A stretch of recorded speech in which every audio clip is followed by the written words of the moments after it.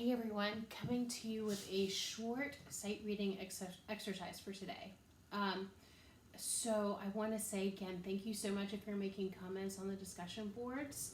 And I want to say especially thank you to Timothy and Trinity who offered suggestions of either body parts or ways that we could move for this week's exercise. We are going to take Timothy's suggestion. So he said to do a movement where you're taking an ankle and placing it on the opposite knee and going back and forth between those two. So notice that today I'm seated rather than standing, and also that I have plenty of space in front of me. So if you choose to join Timothy's suggestion, please make sure that you have plenty of personal space.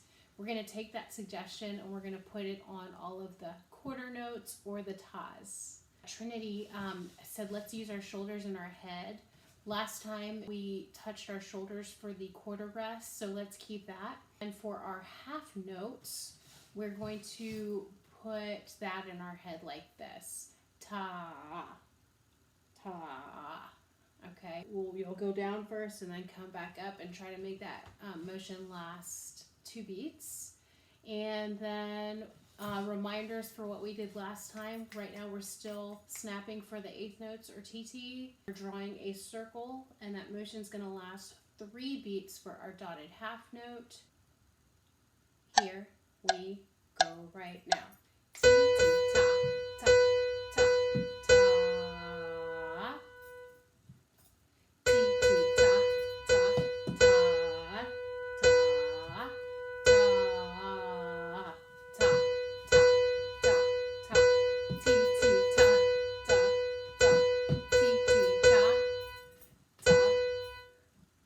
Whoa, Timothy, that was super challenging. Okay guys, so like we did last time, I'd like to add pitch to our sight reading example. I'm going to do it by singing, okay? So notice that I'm sitting up really tall. The way we're going to add pitch is, think back to last week, we learned the note C, which we were showing as do with our hands like this. This is low C or low do. This is high C or high do, okay? So we're going to alternate every other measure. Alternate means going every other. For the odd measures, the 1st, 3rd, 5th, and 7th ones, we're going to do high do.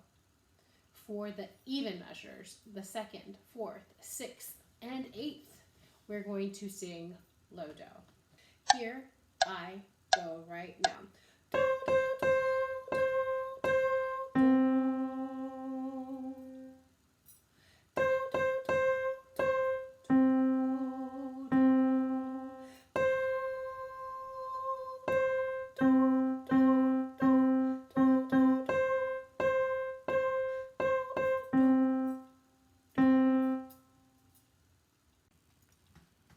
I want to give a shout out to Meadow who suggested to learn how to play high and low C on the recorder. So we're going to give it a whirl.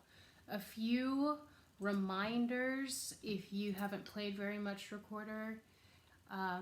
You really need to manage your breath. So for higher notes or higher sounds, you need faster, cooler air. So practice blowing fast, cool air on the palm of your hand. And for low notes, you really need a lot of very warm air, and it has to be moving kind of slow, okay? But not so slowly that you peter out or get a squeak.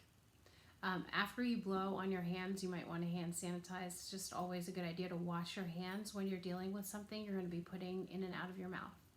The second thing is that you really have to worry about covering all the finger holes for this low C, okay? Make sure that you're relaxing, okay? If you have too much tension and your shoulders are creeping up to your ears, you know that's not going to give you a good sound. Let's make sure that we're holding it properly. I see people sometimes try to play it like this, like it's a trumpet. Let's make sure we're holding it more like a clarinet or more like a saxophone, which are also in the woodwind family with this instrument. All of the odd measures, we're going to play a high C, and all of the even measures, we're going to play a low C. So we'll have that alternating pattern. Here I go right now.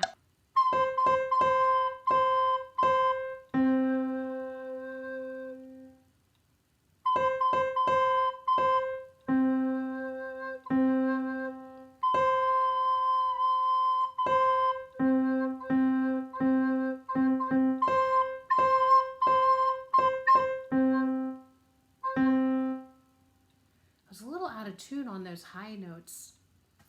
I probably should have adjusted the position of my instrument a little bit sooner, but the rhythm was okay. So if you have a recorder, I hope you try it with your recorder. Otherwise, I'll just see you next time, okay? Take care, guys.